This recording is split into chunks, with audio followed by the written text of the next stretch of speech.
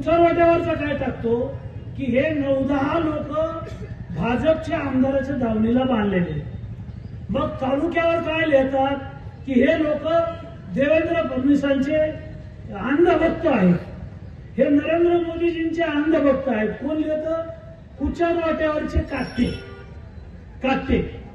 काट्याचीच बातमी होती पाहिजे. काय लिहिते ते? मोदीजींनी काय दिलं, देवेंद्र फडणवीसांनी काय दिलं, आमदारांनी काय दिलं. आणि तुझ्या गावात जे आलं ना ते बबनराव लोणीकरनंच दिलं 25 वर्षात. दुसऱ्याने कार्याची डबी दिली नाही, कोणता पक्षावाला असू द्या. आणि कोणत्याही पक्षाच्या नेत्याला माझं आव्हान आहे, गावातल्या कोणत्याही सरपंचाला, जिल्हा परिषद सदस्याला, पंचायत समितीच्या सदस्याला, तुम्ही कोणत्याही पक्षाकडे तुमच्या आणि काड्याची डबी आणून दाखवा, नाही तर झेंडूबामची बाटली आणून दाखवा डोक्याला लावायला. नाही आणू शकत तुम्ही. कशाचे पक्ष, कशाला धरून बसलात पक्ष काय? बबनराव लोणीकर हे भारतीय जनता पार्टीचे आमदार आहेत. बबनराव लोणीकर साहेबांना माझी विनंती आहे, तेही एक शेतकऱ्याचा मुलगा म्हणून आहेत. शेतकऱ्यांच्या मुलाविषयी, शेतकऱ्याविषयी असं वक्तव्य करताना त्यांना लाज कशी वाटत नाही, हा माझा प्रश्न आहे.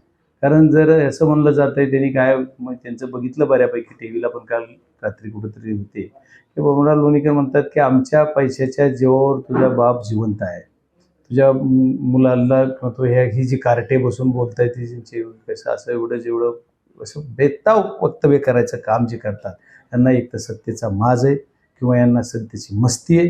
यांची मस्ती जिरवायला लोकांना वेळ लागणार नाही. लोक याचा हिशोब नक्की करतील. यांना जी आता सत्ता आली, परत निवडून आल्यामुळे त्यांना तसा माज आहे आणि सत्तेत बसलेलं यांचं सरकार असल्यामुळे यांनाही एवढा जी चढलेला माज उतरवायला लोक कमी करणार नाही. अपेक्षा आपण करणं स्वाभाविक आहे. आपण काय करू शकतो, यांच्याकडून अपेक्षाच करू शकतो यांनी असं केलं पाहिजे, पण हे असं करणार का? हे यांचं काहीच करत नाही. ह्यांनीच बोलायला लावायचं, ह्यांनीच काय काय बोलतील, काय काय नाही. काही लोक पाळलेलेच आहे, तसं हे बोलतात. मुख्यमंत्री महोदय याच्यावर काही कारवाई करणार नाहीत.